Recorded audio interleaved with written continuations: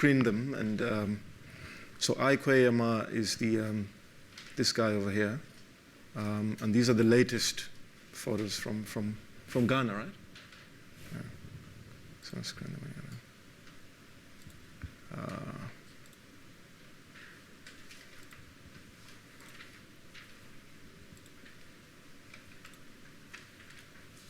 Often when I talk to my students about African writers, I try to bring them into the classroom, either by way of videos or sometimes we talk about, in literary studies, there was a period where critics came up with this idea of the death of the author. And these were really critics who were interested in the text, and they were not interested in context. And they were interested in the form of the text and what the text, whether it's a novel or a play or a poem, what it does. And for them, the author didn't quite count. But I think over the years, other forms of criticism have kind of come up, and contexts and biographical contexts become important whenever we read text. So I always insist to my students that you cannot extricate a text from its conditions of production. And so one has to consider the time of the text, the time of the author, what are some of the value judgments that one can put on a text that are three-dimensional if you consider all of those things. So this is why I like, bringing photographs and videos into the classroom. Sometimes it's important to let the author talk, or, So thank you for these photos.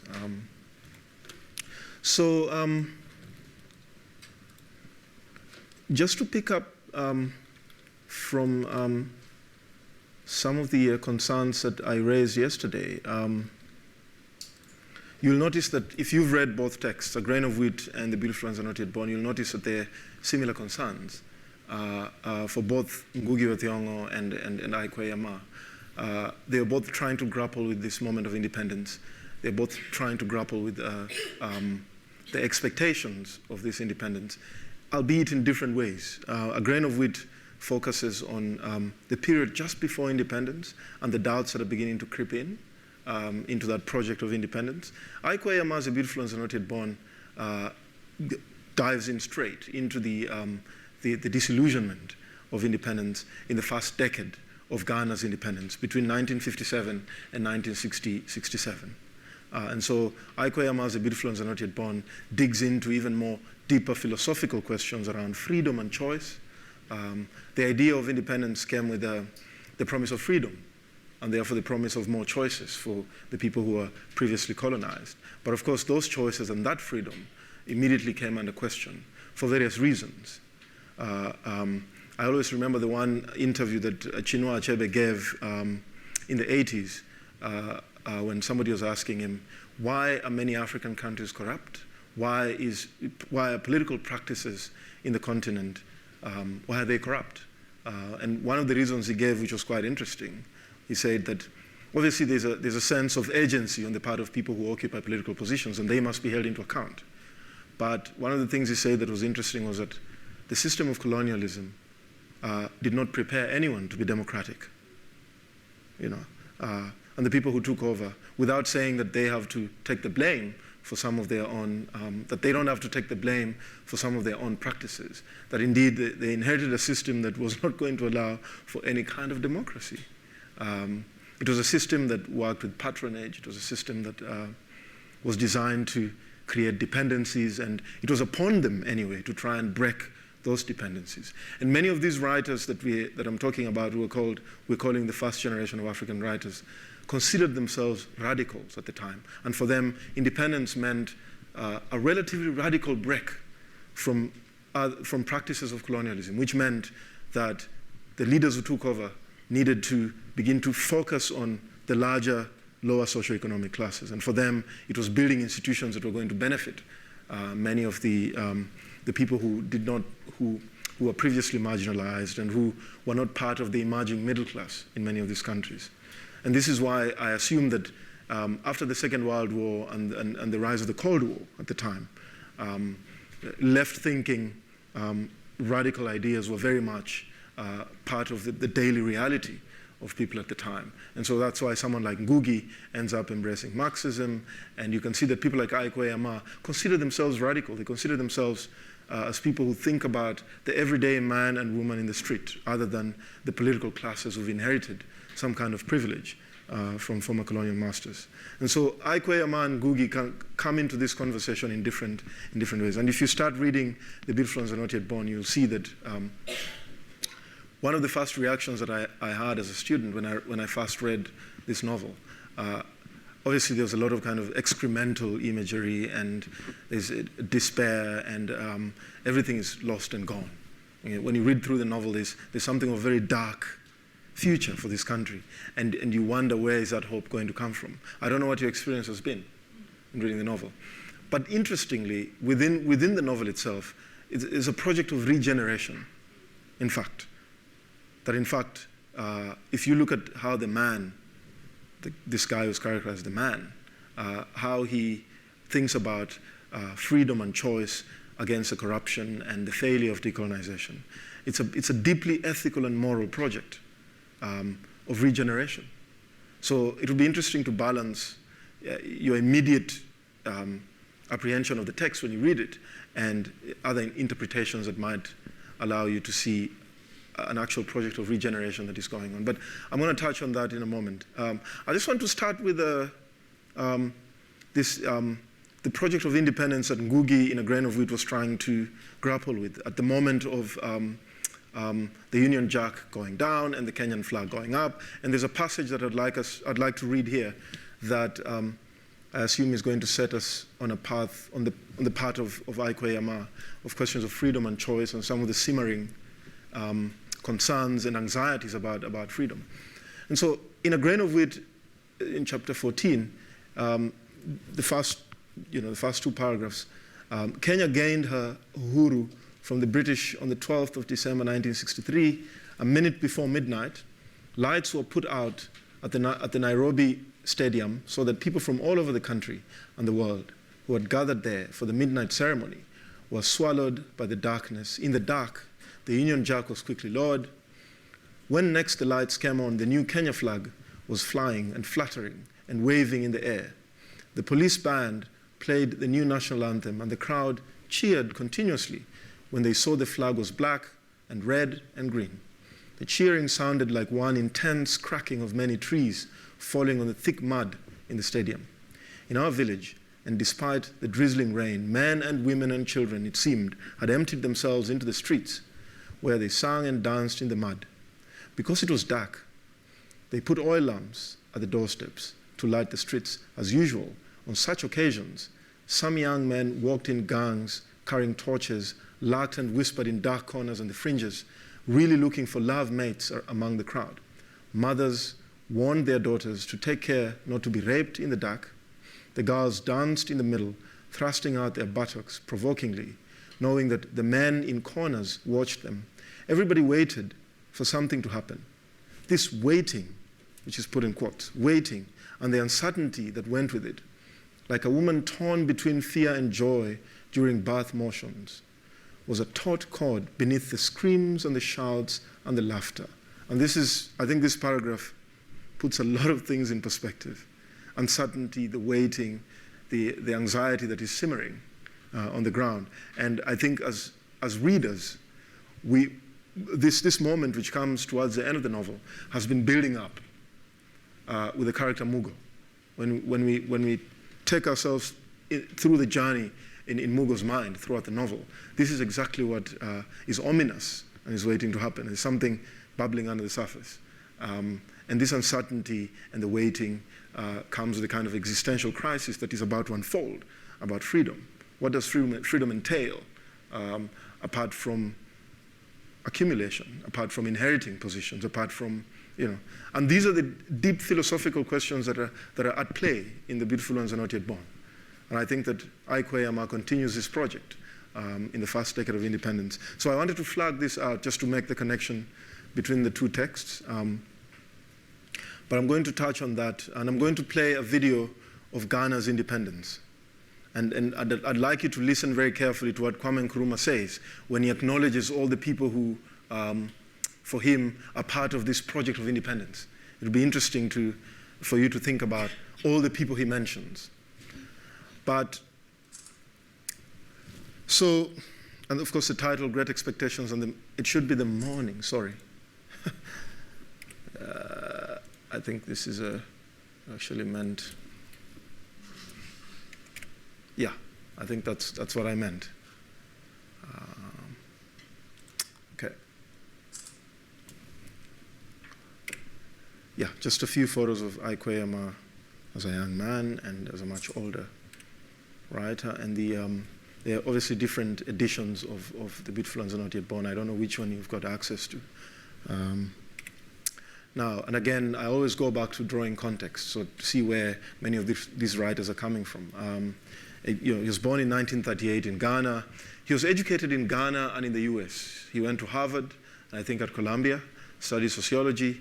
And as many other African writers, they ended up becoming translators and teachers and editors and lecturers. They took on a whole range of professional activities. If you think about South Africa's Solomon Plaatje, if you think about the first generation of black intellectuals in South Africa, they took on a whole range of roles. Someone like Plaatje was a translator, he was a court interpreter, he started all sorts of vernacular newspapers in the country. And many of these writers saw themselves as part of a vanguard generation that was going to create institutions and think very carefully about national literatures, institutions that are going to champion and articulate and create conditions for the possibility of national literatures.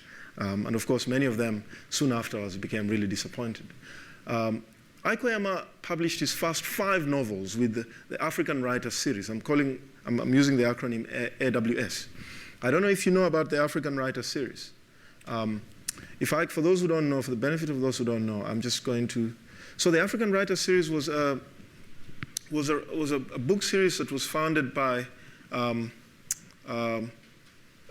James Curry, Kit Sambrook, and Chinua Achebe in the late 50s. And it was specifically meant to source and publish stories from the continent. It came out of Heinemann, the publisher, and they came up with what they call Heinemann Educational Publisher Series, and the African Writer Series was one of the series in the publisher's house. And I just want to, as you can see there, then quite a few novels and plays and collections of poetry, quite a number of African writers, as you can see there. South African, well, North, East, West, and Southern Africa. And if you can get your hands on any of these, and there's a lot out there, as you can see. So people like Ouma, Googie Thiong'o, Chinua Achebe, Buchi Emecheta, who we're going to talk about tomorrow, were some of the first writers to begin contributing to this series. I think the UCT library has, as I pointed out yesterday, has a database, an online database with many of these novels, many of these texts. So you can just go to the library database and source them out. So Ouma published 5 novels in this series. And what is interesting is that after he published 5 novels in this series, he felt that the audience he was reaching out to, just like Googie, he felt that the audience he was reaching out to was more of a metropolitan, more of a Western audience.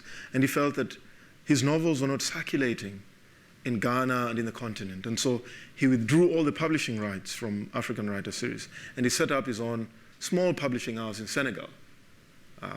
And then he began on a slightly different project from the one that he had in his first 5 novels.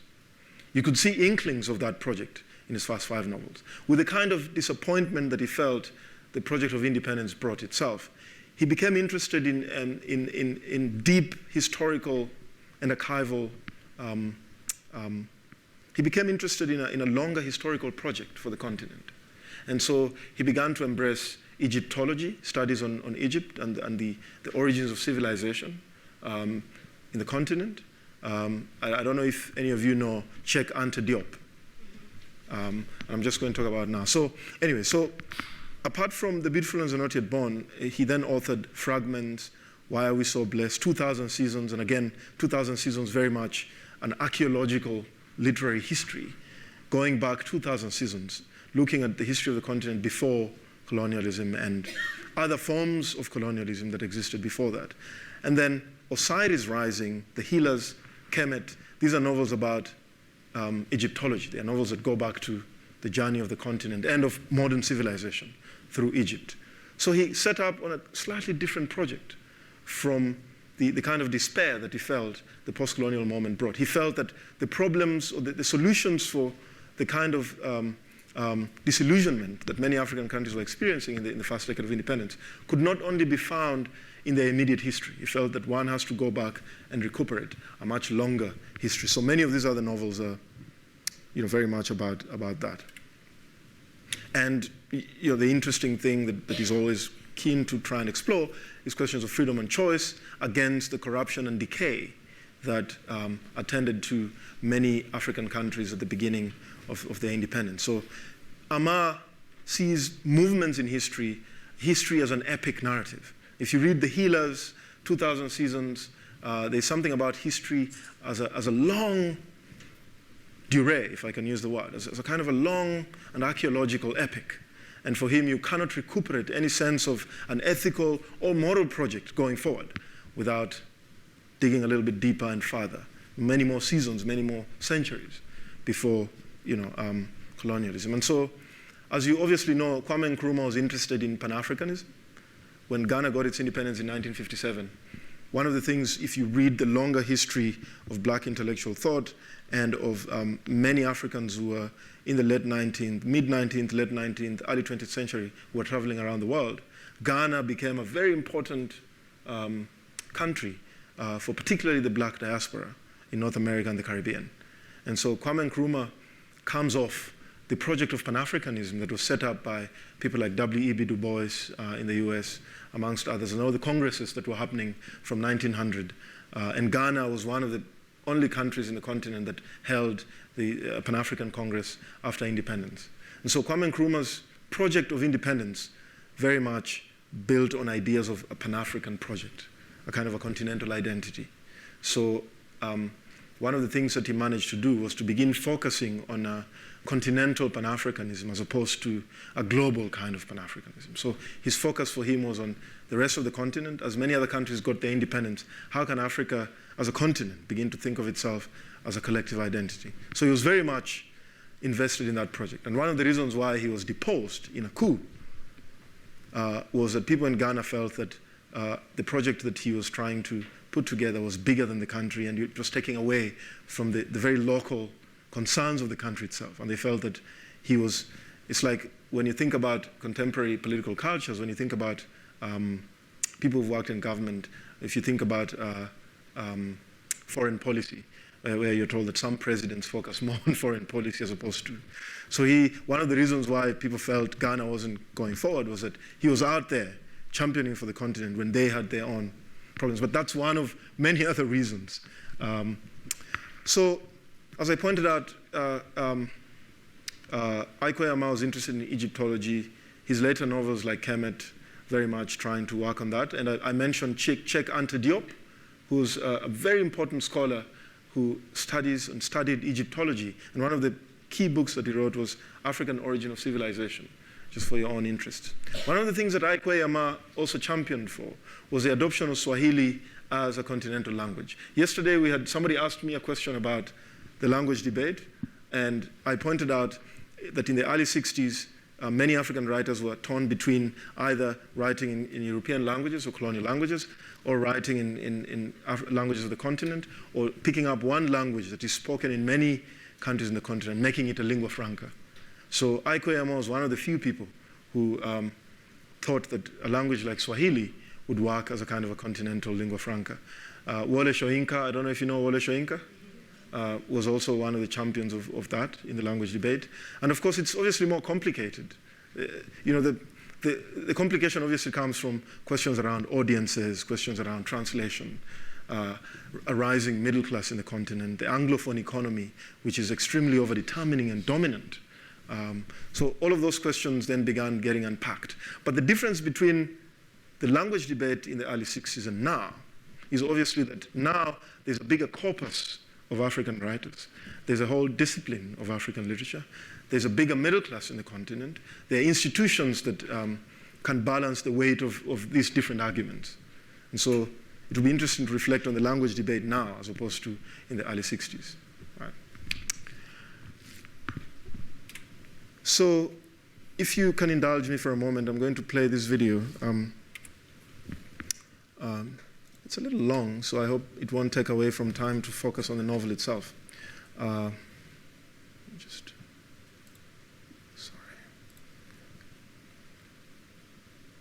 Not afraid, no, no.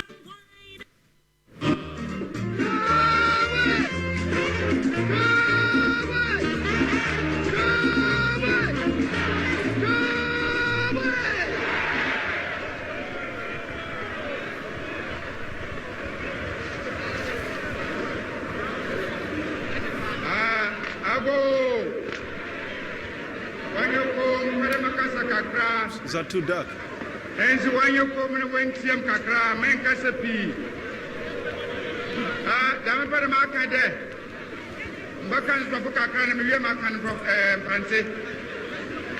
long last, the battle has ended.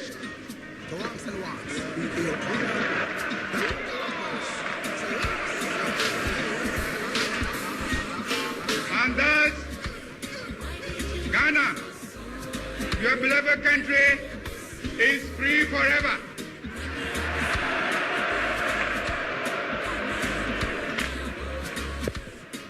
And yet again, I want to take the opportunity to thank the chiefs and people of this country, the youth, the farmers, the women, who have so nobly fought and won this battle. Also, I want to thank the valiant ex-servicemen who have so cooperated with me in this mighty task of freeing our country from foreign rule and imperialism. And as I pointed out at our party conference at Sorbonne, I made it quite clear that from now on today, we must change our attitudes, our minds. We must realize that from now on, we are no more a colonial, but a free and independent people.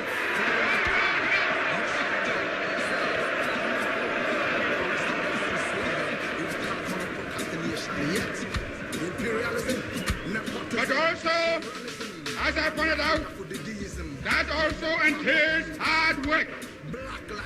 I am depending upon the millions of the country, the chiefs and people, to help me to reshape the destiny of this country. We are prepared to build it up and make it a nation that will be respected by every other nation in the world.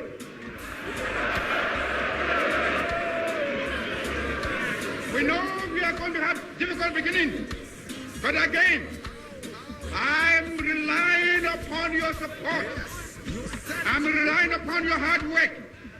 Seeing you in these thousands, it doesn't matter how far my eye goes. I can see that you are here in your millions. And my last warning to you is that you ought to stand firm behind us so that we can prove to the world that when the African is given a chance, he can show to the world that he's somebody.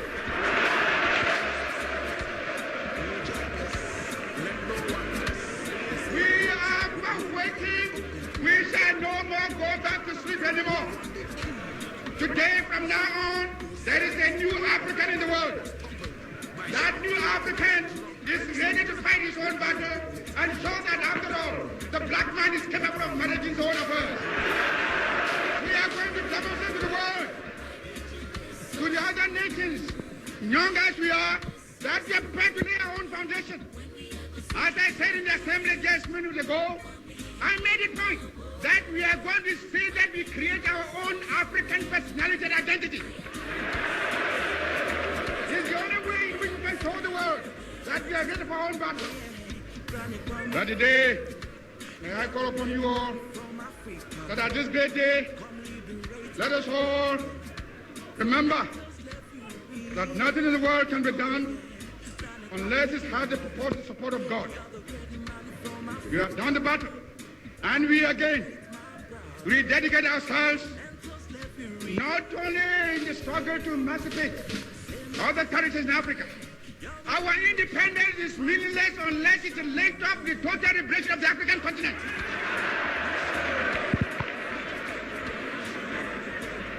Let us now, fellow Ghanaians, let us now ask for God's blessing. And for only 2 seconds, in your thousands and millions, I want to ask you to pause only for 1 minute and give thanks to Almighty God for having led us through obstacles, difficulties, imprisonments, hardship and suffering to have brought us to the end of our trouble today. 1 minute silence.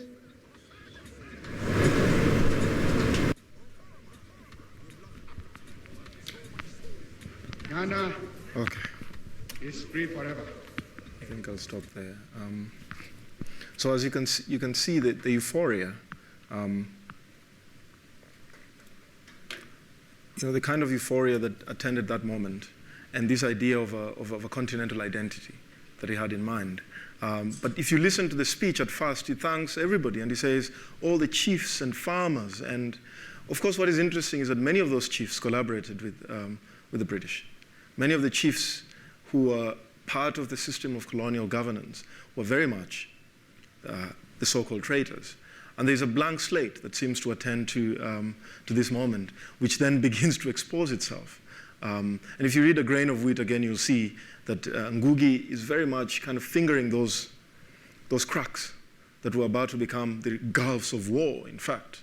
By the late 60s, he was deposed. There was a wave of military coups all over the continent.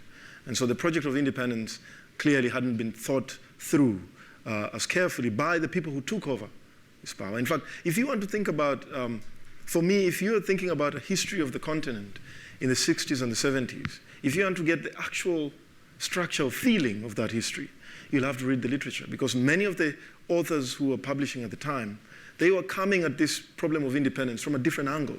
And those are the people who are actually fingering the cracks that were happening at that time. I gave you the example of Peter Abrams, a South African author who left in the 40s, went in exile. He was in Ghana at some point, then ended up in Jamaica, where he is at the moment. He decided he's not going to come back. He's 97. He says he's not going to come back to South Africa. But you can see why. If you read a novel that he wrote called Aretho Domo in 1958, you can see that he was cautioning against these great expectations. He was cautioning against a rising political class that was going to dominate everything, that was going to accumulate wealth, that was going to not really care about a national project. And many of these, part of this kind of prophetic moments of this prophetic kind of projects that people like Peter Abrams and Googie Thiong'o are thinking about very much come from the Caribbean. If you're thinking about a history of the Caribbean, if you're thinking about Haiti, for instance, and you're thinking about the Haitian Revolution in the late 18th century, 1779, and what happened afterwards, the leader of the revolution ended up really failing to kind of create the conditions for a more substantive idea of freedom and choice and economic prosperity for the people of Haiti. So there are already lessons from other continents that people like Peter Abrams are already aware of. So Ghana was a kind of a melting pot for many of these intellectuals. So they could see the hope, but they were obviously cautious from the history of the Caribbean at the time. So if you're thinking about Jamaica and you're thinking about Eric Williams, who talks about capitalism and slavery and the dynamic that continues to play itself in the continent, then you'll be able to see that there was already intellectual work that was supposed to prepare many African thinkers and leaders better, but obviously it didn't. If we think about South Africa, one of the things that, what is the name of the judge, what's his name? He wrote this important article, Preparing Ourselves for Freedom, Albie Sachs. You remember Albie Sachs? wrote this article called Preparing Ourselves for Freedom, and he was asking a fundamental question about the ANC in government as opposed to the ANC in exile. And he was asking, is this a government coming from exile really prepared? Is it aware of the kind of 30 or 40 years it's been away? Is it really ready to lead the country? And if this government negotiates its deals with the rest of the world, is it negotiating it for the country or for itself? Right? And of course, at the moment, South Africa is going through a really interesting period. And if you're thinking about the South African government and the ANC when it took over, it had come from exile in other parts of the continent, which is quite interesting to think about. What are some of the lessons? What are some of the, that could have been brought to bear on that moment? Quite a few were brought to bear, but obviously the project is unfinished. And so these moments very much speak to, in a very weird temporal way, they speak to South Africa at the moment. Right. And it's interesting to juxtapose these different realities at the moment. So for Aikwe Yama, independence brought the great expectations, and it was seen as losses. The losses that many people suffered during the fight for independence was seen as sacrifice. If you think of a grain of wheat, you think about Kihika, you think about how Kihika is celebrated and the idea of loss and sacrifice as something that is going to bear on the promise of freedom. And the ceremony of independence, as we've just witnessed, was a kind of an idea of reimagining a nation, right? That was the idea. And the expectations were that this idea of nationhood was going to be reimagined. And the independence, the lowering of the Union Jack and the hoisting of the Ghanaian flag or the Kenyan flag was symbolic of a project of reimagining, which obviously for many countries just ended there in that spectacle. Right? And if you read chapter 6 of The Beautiful Ones Are Not Yet Born, there's a character called the teacher who talks about, we were ready for big and beautiful things. And I just brought that quote there. We were ready for big and beautiful things. Obviously, one of the things you could see throughout that spectacle was that it was a bunch of men, first of all, and the idea of the nation was very much hitched to this wagon of masculinity, And there's a kind of a martial idea of the nation that obviously within the first decade or two was exposed, right? And so people like Buche Mecheta, who begin to finger questions around gender and the nation and the project of independence becomes important. But the teacher says we were ready for big and beautiful things. And one of the other things he says that the promise was so beautiful, even those who were too young to understand it all knew that at last something good was being born. It was there. We were not deceived about that. There was no deception. I mean, the truth is that political independence had come and people could see it, right? And one of the things that Kwame Nkrumah often said as they were negotiating for independence in Ghana, he often invoked the Bible. There's a verse that says, seek ye the kingdom of God, and any avid Bible readers, seek ye the kingdom of God and everything else will follow. So he invokes that to say, seek ye the political kingdom. So for him, seeking the political kingdom was the ultimate priority of the fight for independence. And of course, after that, then what? What does the project of freedom itself entail? How do you populate it with more substance other than the political kingdom?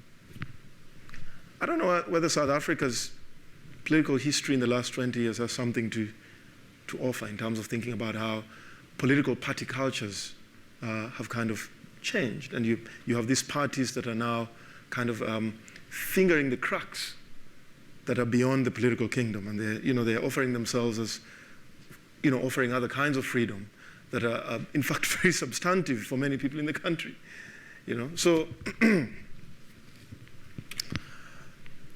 and again, I'm just quoting from Googie's A Grain of Wheat. Everybody waited for something to happen. This waiting and the uncertainty that went with it was a taut chord beneath the screams and the shouts and the laughter. And again, the juxtaposition of the rhetoric of nationalism and the actual project of decolonization, that tension. And one of the things that Frantz Fanon talks about in The Wretched of the Earth, in the chapter I was talking about yesterday, on the pitfalls of national consciousness was that there's a difference between the project of nationalism, which many of these political leaders were coming with at that moment of independence, as opposed to that of national liberation. And he theorized extensively between those two. And it doesn't mean that the political classes did not know about national liberation. They knew. But of course, they projected a different idea to this moment of freedom, which was obviously for their own benefit. And so he cautions against this too.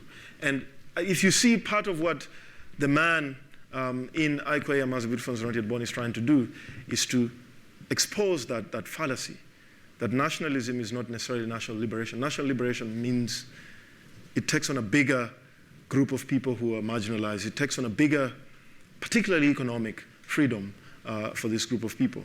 And so Aikoyama and Googie Thiong'o were very much students of Fanon at the time.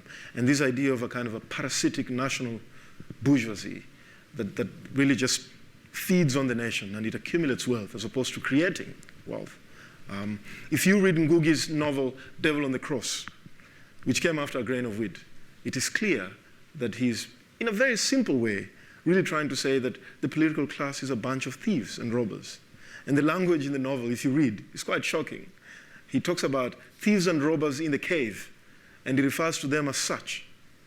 And of course, he wrote the novel while in detention, and there are all sorts of things that were going on at the time. So again, Fanon becomes an important scaffolding for reading Aikoyama. So one of the things, if you're looking at the generations of African literature, Ouma is always read as a writer who embodies the literature of disillusionment in the continent, and particularly The Beautiful Ones Are Not Yet Born. It's a text that is often cited as one that gives life to this idea of the literature of disillusionment. And as I pointed out, again, some of Aikoyama's contemporaries were also at different points of their authorial lives trying to grapple with this moment of disillusionment. And I gave you the example of Peter Abrams, and I'm just giving quotes from different writers who were talking about this moment of independence. So Ouma, for instance, called it equilibrating political arrangement. Achebe calls it a great collusive swindle.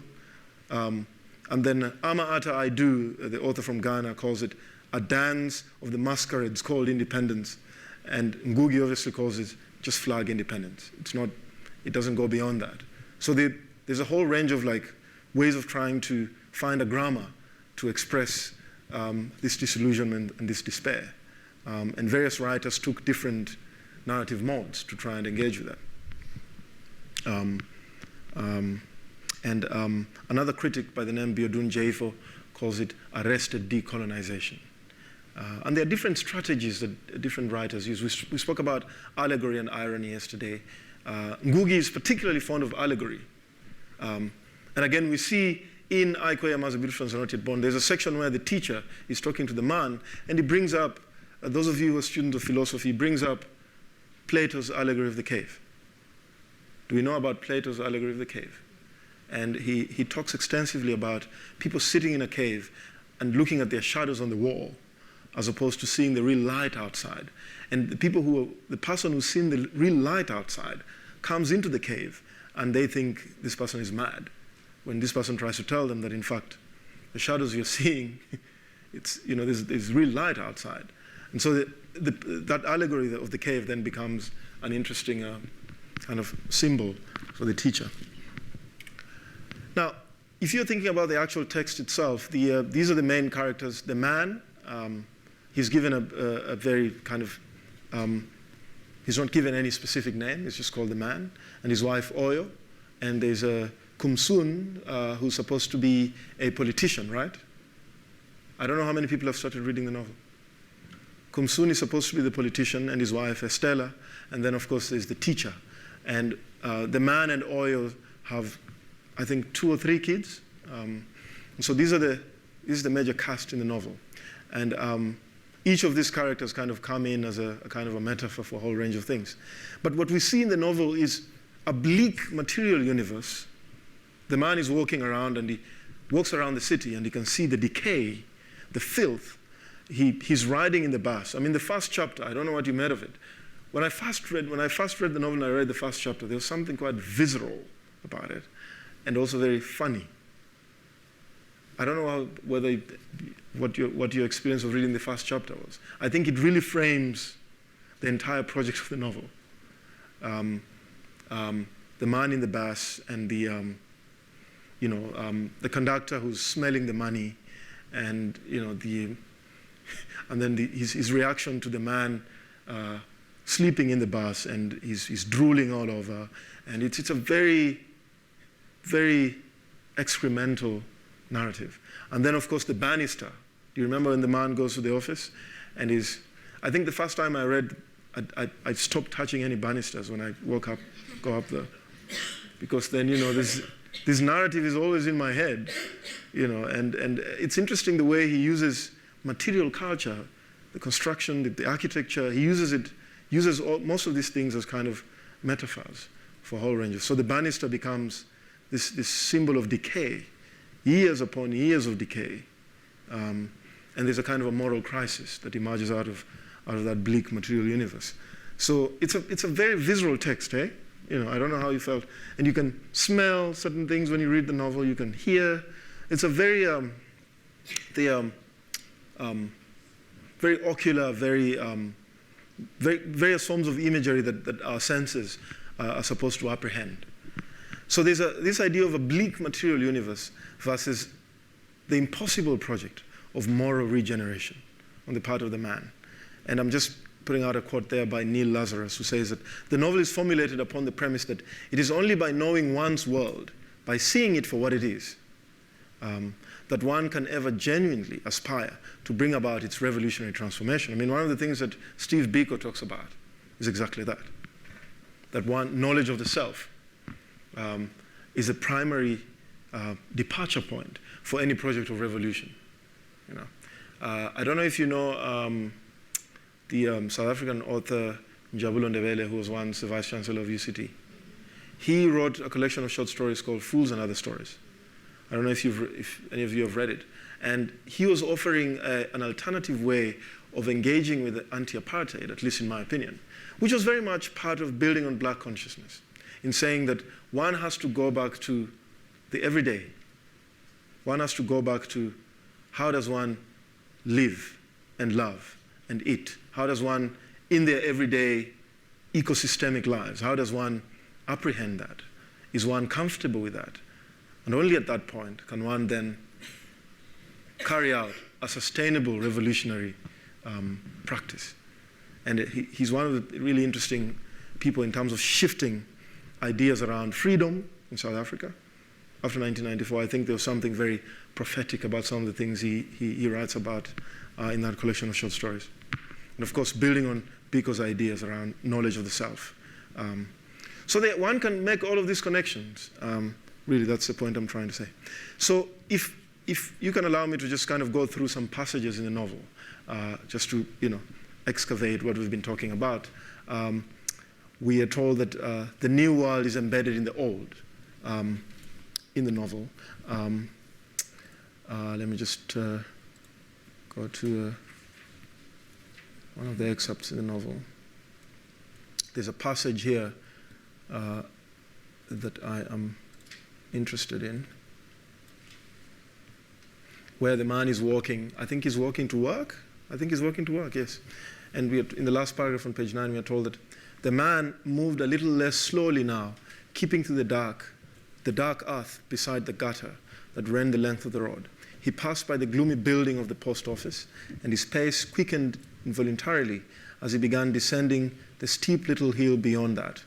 Across the road, at the bottom, the street lamps perfunctorily gave a sudden illumination of the shapes of the row of old commercial buildings, and their light bounced dully off the corrugated iron shelters in front of the shop gates beneath which the watchman slept. And then you've got all those acronyms. He passed by the UTC, the GNTC, the UAC, and the French CFAO. The shops had been there all the time, as far back as he could remember. The GNTC, of course, was regarded as a new thing, but only the name had really changed with independence. The shop had always been there, and in the old days, it had belonged to a rich Greek and was known by his name A.G. Leventis. So in a way, the thing was new. I mean, that's really satirical. It's very... Yet the stories that were sometimes hard about it were not stories of something young and vigorous, but the same old stories of money changing hands and throats getting moistened and palms getting greased. Only this time, if the old stories aroused any anger, there was nowhere for it to go. The sons of the nation were now in charge, and it's an indictment. The sons of the nation were now in charge, after all. How completely the new thing took after the old. The sons of the nation. And again, it's that kind of genealogical narrative. So that paragraph for me captures very clearly that, there's nothing new in the new. And of course, we are told that it was simply a change of embezzlers. People who had embezzled before, and a new generation of embezzlers. The colonialists and a new generation of neo-colonialists. And the idea of Nkrumah and his party, because Nkrumah's party obviously came into power and it promised all these things, and the party was seen as the route to economic freedom. And I mean, I don't know if there's some deja vu in South Africa at the moment. The idea that the party is your mother and your father, it will provide for you. And there are all these ideas that were from, Stalinist Russia, from the early 20th century, from, ideas around political parties and the state and strong states, and that then became grounds in which various forms of patronage began to build themselves around. So there's a passage around Nkrumah's party. Often when I think about political parties now, I wonder whether much has changed, because how do you explain the rise of Trump? In a country where, well, I guess he comes from this idea that he's not in any kind of conservative political party, which is quite weird. So I just think that we need a new kind of politics. I don't know how it's going to be organized, in which platform, but political parties are just. So on page 62, you're told that this is the teacher. This is a conversation that the teacher is having with a man. He says, "Why do we waste so much time with sorrow and pity for ourselves? It is true now that we are men, but not so long ago. We were helpless messes of soft flesh and unformed bone, squeezing through bursting mother holes, trailing dung and exhausted blood." And again, there's a lot of this kind of imagery throughout the novel. We could not ask then why it was necessary for us also to grow. So why now should we be shaking our head and wondering bitterly why they are children together with the old, why time does not stop when we ourselves have come to stations where we would like to rest? It is so like a child to wish all movement to cease. And yet the wondering and the shaking and the vomiting horror is not all from the inward sickness of the individual soul. Here we have had a kind of movement that should make even good stomachs go sick. What is painful to the thinking mind is not the movement itself, but the dizzying speed of it. It is that which has been horrible, unnatural, I would have said, had I not stopped myself with asking unnatural according to what kind of nature. When people talk about truth now, in the post-Trump, what is truth, what is fact, what is news, what is not news? Each movement and each growth, each such thing brings with itself its own nature to frustrate our future judgment. Now, whenever I'm able to look past the beauty of the first days, the days of birth, I can see growth. I tell myself that is the way it should be. There is nothing that should break the heart in the progressive movement away from the beauty of the first days. I see growth. That is all I see within my mind. When I can only see, when there is nothing I can feel, I'm not troubled. But always these unwanted feelings will come in the end and disturb the tired mind with thoughts that will not go away. How horribly rapid everything has been, from the days when men were not ashamed to talk of souls of suffering and hope, to those low days of smiles that will never again be sly enough to hide the knowledge of betrayal and deceit. Again, from Googie's A Grain of Wheat, we see these kind of enduring themes about betrayal and deceit and a moral crisis engendered by these different parties. We are told that Nkrumah's party has come full circle. If you read the next page, he talks about a man-child, like the idea of the nation as a child that is born and within 10 years it's grown old and it's decayed. So he's talking about the man-child and going full circle in a very short period of time. All of these interesting symbologies. And again, the idea of, I remember I said yesterday, Ben Okri, the Nigerian author, talks about, in one of his novels called The Famished Road, he talks about Nigeria in the 80s as the Abiku child, the child that keeps coming and going. If I can quickly contextualize, the Abiku is the idea of a Abiku child comes from the idea of a spirit child, that their children were born to die. And they're born and they die and they come to torment the mother. So it's a whole kind of cultural thing in some parts of Nigeria. If you remember in Things Fall Apart, Okonkwo's daughter, Ezinma, she was an Ogbanje. In Igbo they call it Ogbanje. In Yoruba they call it Abiku, the child who goes and comes back again. And so Ben Okri was using that to refer to these cycles of military coups. And this nation that is born, it dies, born and it dies, like constantly going through a full circle before it actually achieves its full potential in that regard. And so the teacher goes back to that image of the man-child. And the idea of black skin, white masks. Frantz Fanon's book called Black Skin, White Masks, and this idea of replacing the old masters with new masters. Again, page 126 has a passage that speaks to that. If I can just quickly go there.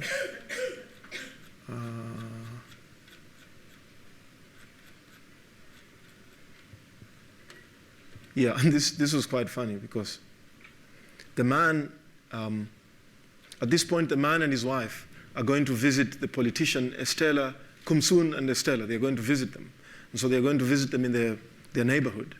And so the man is thinking about the names that are all over that neighborhood. And he says here that not everything was entirely the same, though.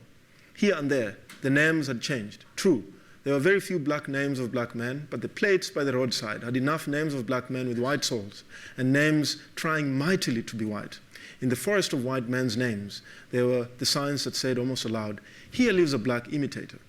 Mills Hayford, I can't even pronounce those names, Plenge Bannerman, Arthur White, Kuntu Blankson, others that must have been keeping the white neighbors laughing even harder in their homes. Acromond.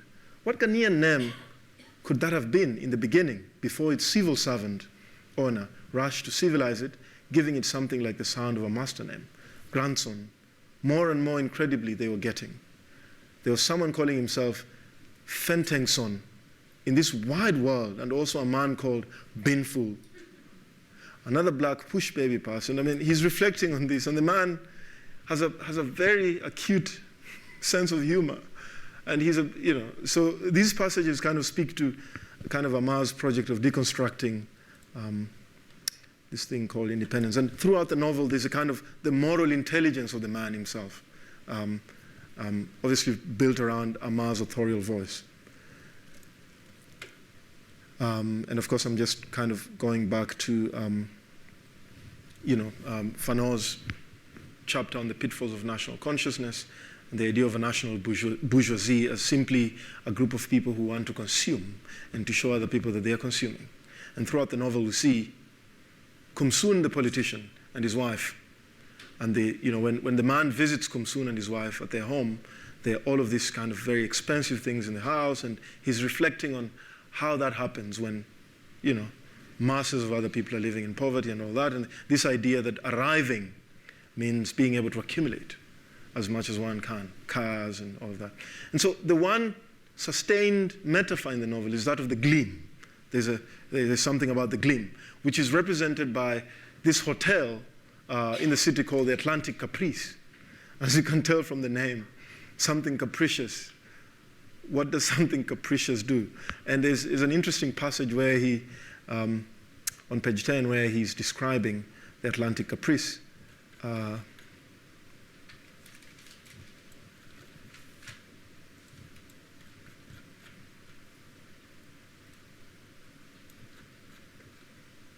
it on page 10? I'm not sure. Oh yeah, here. I think this paragraph. It says, behind the farms, the dim mass of Yensua Hill rose from the ground, where its form ended. It was now possible to see the sky, still dark, but not so dark as the earth beneath. On top of the hill, commanding it just as it commanded the scene below, its sheer, flat, multi-storied side, an insulting white in the concentrated gleam of the hotel's spotlights, towered the useless structure of the Atlantic caprice. Sometimes it seemed as if the huge building had been put there for a purpose, like that of attracting itself to itself all the massive anger of a people in pain.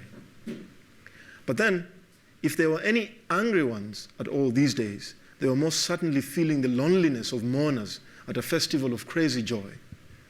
Perhaps then the purpose of this white thing was to draw onto itself the love of a people hungry for just something such as this. The gleam, in moments of honesty, had a power to produce a disturbing ambiguity within. It would be good to say that the gleam never did attract. It would be good, but it would be far from the truth. And something terrible was happening as time went on.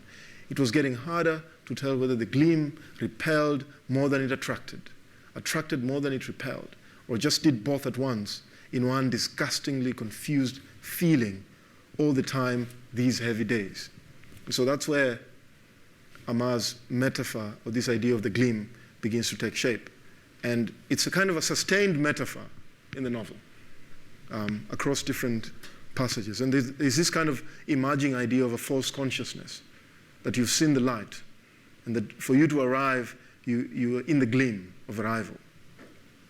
And all of that is kind of mixed with the man's ambiguity towards material things, towards the idea of consumption, which has taken over this society, that for you to be respected and to be seen as an honorable member of the society, you will have consumed, you will have accumulated certain things, and that you will, and these things will always be gleaming, whether it's the cars that you drive that are fast and they are clean and they are, So there's a whole kind of existential narrative around the gleam that is going on. And there's a passage which I'm calling taking the leap of fraud, that for you to be able to transcend your material conditions, you've got to defraud the system. It's the only way for you to bridge that gap. If you remember in the novel, within the first 2 chapters, when the man is in the office, somebody comes and wants to offer him a bribe, right? And then he refuses to take the bribe. And he goes back home to his wife, and his wife says, "Don't you like the things that Kumsun and Estella have? Why didn't you accept the bribe?" But of course, that is not the principle for the man. And so there are interesting passages where this idea of the gleam begins to unfold as a metaphor, an extended metaphor. And there are sections where the author, in fact, offers other alternative ideas of a gleam or attraction or wealth, which is quite interesting. So there's the leap of fraud, and there's an analogy of insects and a street lamp. There's a street lamp, and all these insects are attracted to it. Obviously, we know that the street lamp is not natural light. It's not sustainable light. It's going to be switched off, and then the next thing, what happens? So there are all these kind of parallel metaphors around this idea of the gleam.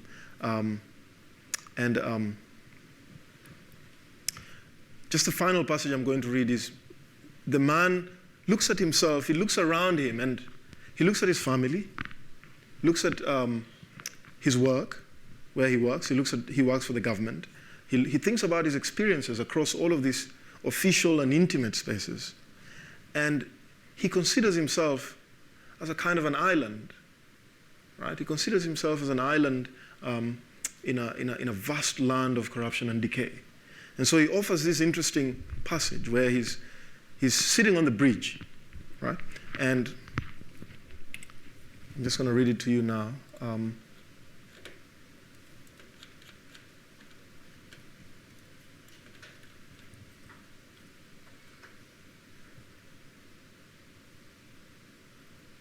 Is it here? Wait a minute. I might have lost that passage.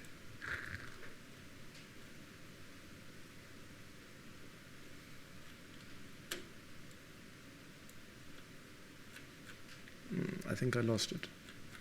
Sorry. But he's sitting on a bridge at some point, and he's looking at the river is flowing.